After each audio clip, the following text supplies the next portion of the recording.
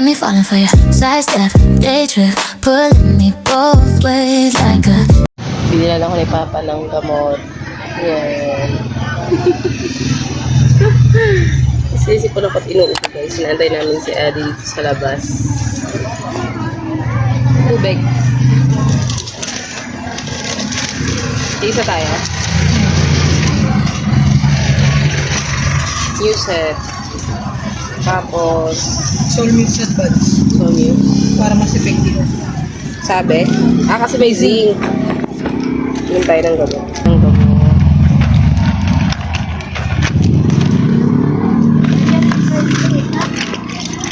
Anong oras na ba? 1:37 pa lang. Hindi makita si Abby. Hindi muna tayo ng news. Saka Soulmix. Kasi nag-stop ako minom. Babalik ata ako sa pero siguro kahit 3 days lang. 3 to 5 days naman yun pag wala ka pang ng doctor. Ito yung zinc na. Ganito yung kulay nung Soulmix Advance. Para siyang blue-gray. Blue ano ba? Hindi ko alam yung color nito guys. Ang ganda. Nakitan sa kulay. So malalaki siya. Wala akong choice. Hindi na siya capsule. Gusto ka nga dito, Al. Patungan kita. Hindi na siya capsule na Hindi na siya capsule form. Ay, form lang. Pero yung niya, tableta.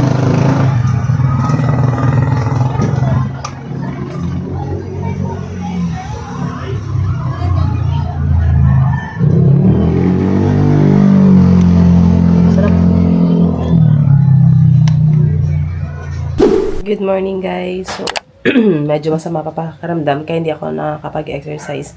And parang wala sa mood mag-exercise. Kaya ang ginagawa ko today, kakain ko lang pala guys. Ang kinain ko is apples na slices and then this.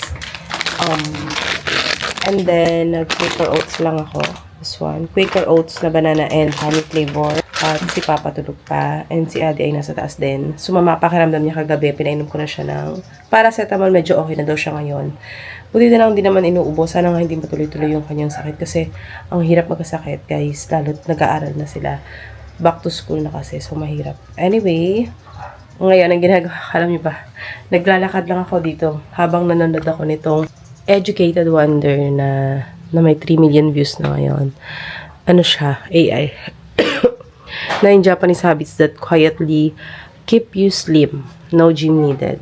Ayan, habang nanonood ako, meron akong mga nagagawa. Pero meron din na ngayon ko lang nalaman. Kailangan pala ganun. Pero wala silang 16:8 pala yung Japanese. Ayan, kumain ako mga bandang 10 kasi nga 16 hours na rin ako. Kumain lang ako ng breakfast na oats. Pero mas maganda yung oats na rolled oats guys. Honey, ganyan. Yung pure honey, maganda rin yun. Tapos, kung gusto nyo lagyan ng gatas, lagyan nyo. Or bananas, or strawberries, or berries. Any berries, guys.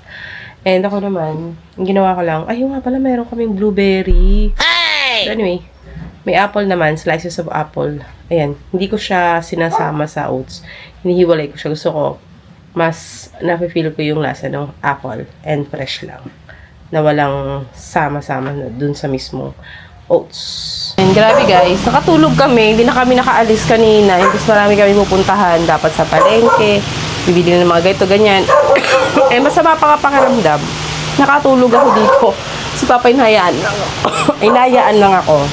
And yun naman si Adi, may sinat siya guys. So, si Papa lumabas para bumili ng bulalo and ng sabon. Kasi maglalaba nga ako. Kasi ito, mga nasa hamper lang.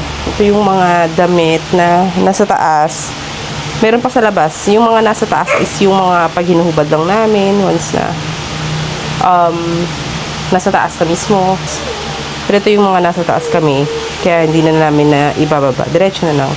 Kailangan may hamper din doon. Marami kaming hamper. So, unahin ko yung mga uniform. Kaya dinodouble check ko kasi. Baka kailangang ibabad sa tulad dito, meron pa rin. Hindi na wala to guys. Hindi ko alam kung bakit. Yung gamit na uniform ni ate na to nag-iisang blouse na may dumi sa likod. 4 to guys yung kanyang kompleto naman na yung uniform nila ni Adi. Problem is, itong damit na to, hindi ko matanggal. Yung first day ata of school to, na sa upuan. Yan, madumi siya. Ayan, tatry ko mamaya ng Zonrox na puti. Dito lang banda. Kasi i-washing ko na lang siya guys. Kasi hindi ko kayang mag-brush muna ngayon. Ha? Then, dino-double check ko lang kung kailangan ko ba talaga i-brush. Ay, naku po. Diyos ko po. Eto na nga, mancha. Kailangan ko ibabad muna to. Hindi ko pwedeng i-washing to diretso. Ay, naku. Kita niyo ba to? Ayan o. Ayan. Tapos, eto. Grabe. Si ate talaga. Ako anong ginagawa niya. Siguro sa food lang yan. Pero wala akong choice. Kundi, lalaban talaga natin yun ng maigi. Hindi pwedeng washing diretso yan. Binababad pa yan. Naglalaba rin ako ng mga tuwalya guys. Every week.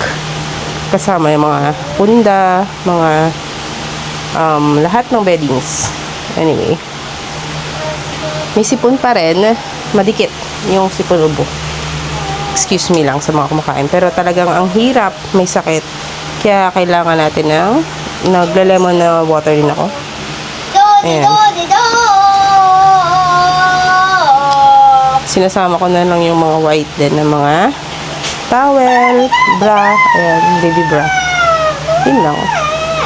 Then, yung iba, ilalagay natin dito. Naglalagay ako sa lagayan ng namin, bilog. Itong bilog na to.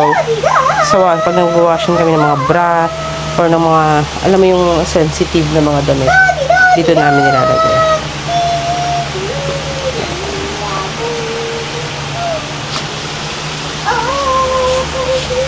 Maglalaba ako pagdating papadiretso na bababad ko na lang muna. Si Adi, may sakit.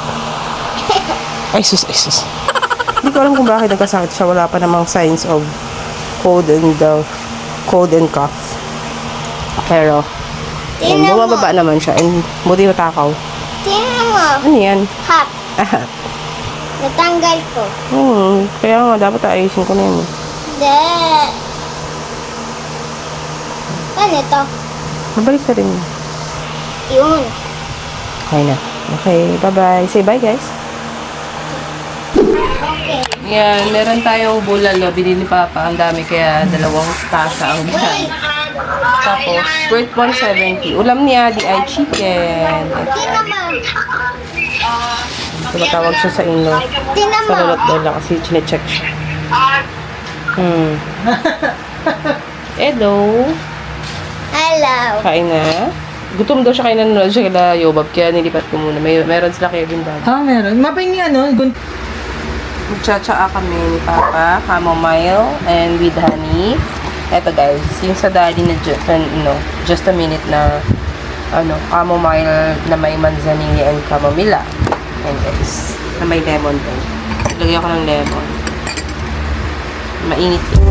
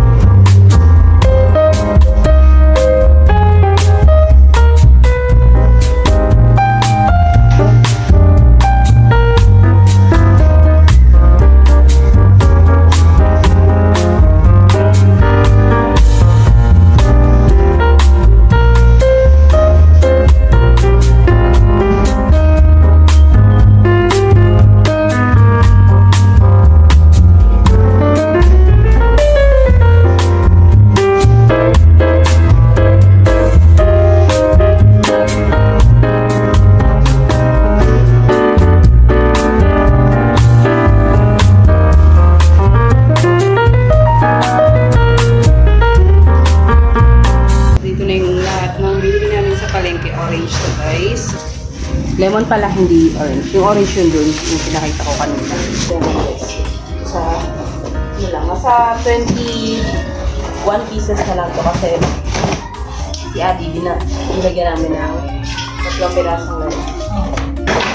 Lalagyan namin to sa estante kasi mahirap na baka may mga, alam nyo na yun, mga bait. Wait lang guys.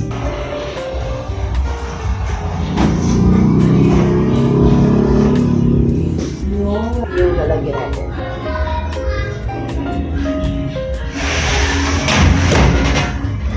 Sana ba yun?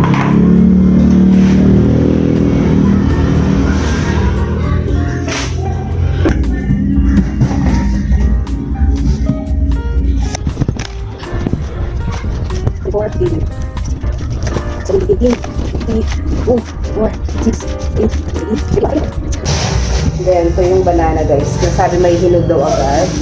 So, open ko na lang siya. Hindi ko na siya ipa-plastic. Para hindi masira yung mismong balat. Kaya ganyan. Tiwangwang lang. Para naman yung natibuwa. Orange siya. Ang dami-dami rin. Got me falling for you. Sidestep, day trip, pulling me both ways like a cyclone. I think it might.